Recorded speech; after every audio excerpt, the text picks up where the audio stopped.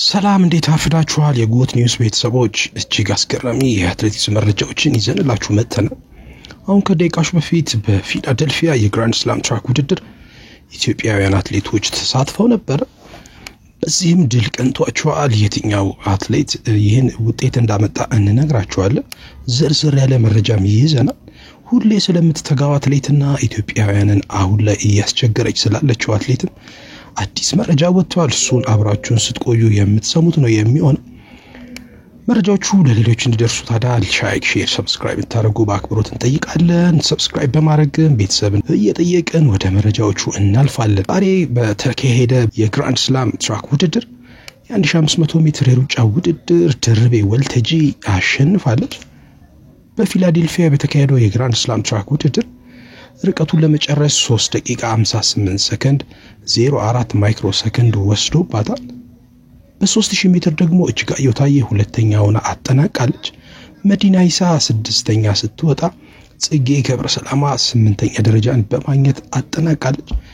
በትራክ ውድድሮች ታሪክ ከፍተኛ ሽልማት የሚያስገኘው የግራንድ ስላም ውድድር ባለፈው ሚያዝያ ወር ላይ በአሜሪካ ነበር መካሄድ የጀመረው። በቅርብ ዓመታት ውድድር ቁጥር ማነስ ምክንያት የተቀዛቀዘ የነበረው የትራክ ሩጫ ያነቃቃል ተብሎ የሚጠበቀው በቀድሞ የ4 ጊዜ ኦሎምፒክ አሸናፊው ማይክል ጆንሰን የተመሰረተው የትራክ ግራንድ ስላም ውድድር እንደ ኢሮፒያን አቆጣጠር 2025 በሚያዝያ ወር የትራክና የሜዳ ተግባር ይዞ ነው የመጣው። የግራንድ ስላም ውድድሩ እንግዲህ አትሌቶች የመታየትና የስፖንሰርሺፕ ዕድሎች እንዲያገኙ ለመርዳት ሲሆን የኦሎምፒክ ውድድር በ4 ዓመት አንዴ ሲሆን በተቃራኒ የግራንድ ስላም ትራክ ሊግ በአመት 4 ጊዜ ይካሄዳል።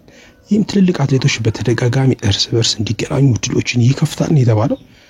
ውድድሩ በሁለቱም ጾታዎች 100 ሜትር እስከ 5000 ሜትር ድረስ ያሉ አትሌቶች በውድድር አመቱ ባስመዘገቡት የተሻለ ሰዓት መሰረት ተጋብዘው ወይም በማኔጀሮቻቸው አማካኝነት የመካፈል ዕድል ያገኛሉ። አትሌት ጽጌ ገብረሰላማ ከዚህ ውድድር ላይ አስቀድማ በመመዝገብ የመጀመሪያው አትሌት ነበር። ከዛ በኋላም እንግዲህ ዛሬ ያሸነፈችው ድርቤ ወልተጂና ሌሎችም እጅጋየሁ ታዬን የመሳሰሉ ድንቅ አትሌቶች ምዝገባ አካሄደው ተሳትፎ እያደረጉ ይገኛሉ። በተደጋጋሚ ጊዜ የትራክ ውድድሮች ቁጥራቸው እየቀነሰ ነው በሚሉ አሰልጣኞችና አትሌቶች ከዚህ ውድድር የተሻለ ገጸ በረከት ይዞላቸው እንደመጣ ነው የሚናገሩ። በአጠቃላይ 96 አትሌቶች የሚካፈሉበት አዲስ የትራክ ግራንድ ስላም ሊግ ውድድር በ4 ግራንድ ስላም ውድድሮች የመጀመሪያ ዓመት እስከ 12.6 ሚሊዮን ዶላር ሽልማት አዘጋጅቷል።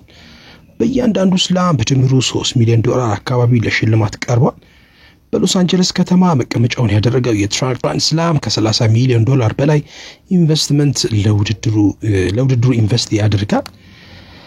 መስከረም ላይ በወጣ መረጃ ውድድሩ በሎስ አንጀለስ፣ ኒውዮርክ፣ ጃማይካን ኪንግስተን እና በእንግሊዝ በርሚንግሃም በሚያዝያ ወር ሲካሄድ ነበር የቆየው።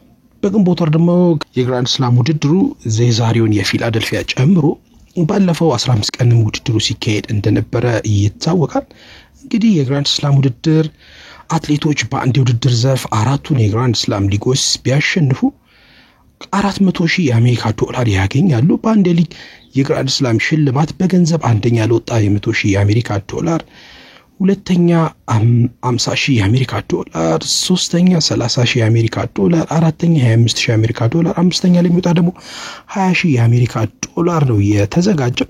እንደዚሁም እስከ 6ኛ፣ 7ኛ፣ 8ኛ ለሚጨርሱ አትሌቶች ሽልማቱ የሚበረከት እንደሆነ ነው መረጃዎች የሚያሳዩት ማለት ነው። በዚህ መሰረት 6ኛ የሚጨርስ አትሌት 15,000 የአሜሪካ ዶላር ሲያገኝ 7ኛ የሚጨርስ አትሌት እንደዚሁ 12,500 የአሜሪካ ዶላር ያገኛል የተባለው። 8ኛ ለሚወጣው 10,000 የአሜሪካ ዶላር ገጸ በረከት እንደሚደረግለት ነው የተነገረው። በዚህ መሰረት እንግዲህ ዛሬ በፊላደልፊያ ድል የቀናት ድርቤ ወልተጂ በፊላደልፊያ የግራንድ ስላም ትራክ ውድድር 1500 ሜትር አሸናፊ ሆናለች። በዚህ መሰረት ቅድም ከላይ የጠቀስንላችሁን የ40,000 ዶላር ገንዘብ ሽልማት ይበረከትለታል ማለት ነው። ወደ ላኛው የአትሌቲክስ መረጃ ስናልፍ ተስፋ የሆነች ቤትሪስ ቺፔትን እናገኛታለን። ኬንያ በኢትዮጵያን የተወሰደባትን የበላይነት ለማስመለስ ሁሌም ትተጋለች። በረጅም ርቀት በተለይ በሴቶች የኢትዮጵያ ዓለም አቀፍ ውድድሮች በጀግኖቹ አትሌቶቿ ሁሌም የበላይ ሆና ትቀጥላለች። ከደራርቱ ቱሉ እስከ ጥሩነሽ ዲባባ፣ ከጌጤ ዋሚ እስከ መሰረት ደፋር ኢትዮጵያን በዓለም አቀፍ ደረጃ ከፍ አድርገዋል። ይህን የበላይነት ለመውሰድ ኬንያ ለዓመታት ብትጥርም እንደፈለገችው አልሆነላት። አሁን ግን ተስፈኛዋ ቤትሪስ ቺፕቴ ይህንን የምታስመልስ ይመስላል። በተለያዩ ውድድሮች ላይም ድል እያደረገች ነው የምትገኘው። በኬንያ ስምጥ ሸለቆ ኬሪች የተወለደችው ቺፕቴ የወቅቱ የርቀቱ ምርጥ አትሌት እየተባለች በግብርና በተለይም ደግሞ በሻይ ምርት በምትታወቀው የማው ጫካ ድንበር የተወለደችው የ25 ዓመቷ ቺፕቴ አዳዲስ ክብረ ወሰኖችን እየሰባበረች ስኬቷን አጠናክራ ቀጥላለች። በ2018 በፊንላንድ በተካሄደ የዓለም 20 ዓመታች በታች አትሌቲክስ ውድድር 5000 ሜትር በማሸነፍ የመጀመሪያዋ ኬንያ ሆናለች። አሜሪካ ዩጂን በተካሄደው 22ቱ የዓለም ሻምፒዮና 5000 ሜትር ጉዳፍን ተከትላ የብር ሜዳሊያ የወሰደችው እሷ ነበረች። ባለፈው ዓመት ታህሳስ ወር በባርሴሎና የ5 ኪሎ ሜትር የጎዳና ላይ ውድድርን ስታሸንፍ የገባችበት 14 ደቂቃ 13 ሰከንድ የርቀቱ የዓለማችን ፈጣን ሰዓት ሆኖ ተመዝግቧል። በዚህ ዓመት የለተሰንበት ግዴን የ10000 ሜትር ክብረ ወሰንም የሰበረችው እሷ ስለመሆኗ የሚታወስ ነው። ባለፈው ዓመት በፈረንሳይ ፓሪስ በተካሄደው የኦሎምፒክ ጨዋታዎች የቺፕቴን ዝና ያጎላ ነበረ። 5 እና በ10000 ሜትር የምስራቅ አፍሪካዋን ሀገር የወከለችው ቺፕቴ ሁለቱንም ወርቆች በአስገራሚ አጨራረስ ለሀገሯ አስገኝታለች። ቺፕቴ የቶኪዮ አሸናፊዋን ሲፋን ሀሰንን፣ የዓለም ሻምፒዮን ኪፒዮጌን እንዲሁም የርቀቱ የሪከርድ ባለቤቷን ጉዳፍ ጸጋይን አስከትላ ነው የወርቅ ሜዳሊያውን ያጠለቀችው። በዚህ ብቻ አላበቃችም። 10000 ሜትር ይህንኑ ታሪክ ደግማለች። ሀገሯ ኬንያ በአትሌቲክስ ውድድር በ4 ወርቆች ሁለተኛ ደረጃን ይዛ ስትጨርስ ሁለቱ በቺፕቴ የተገኙ ናቸው።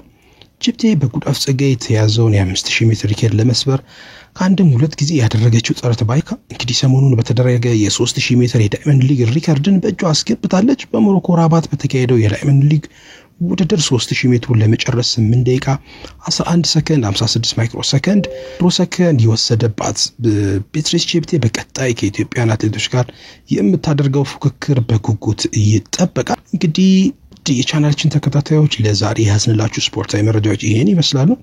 አብራችሁን ስለቆያችሁ እናመሰግናለን። መረጃዎቹ ለሌሎች እንዲደርሱ ላይክ፣ ሼር፣ ሰብስክራይብ እንድታደርጉ እንጠይቃለን። በሌላ መረጃ ዳግም እስከምንገናኝ ሰላም።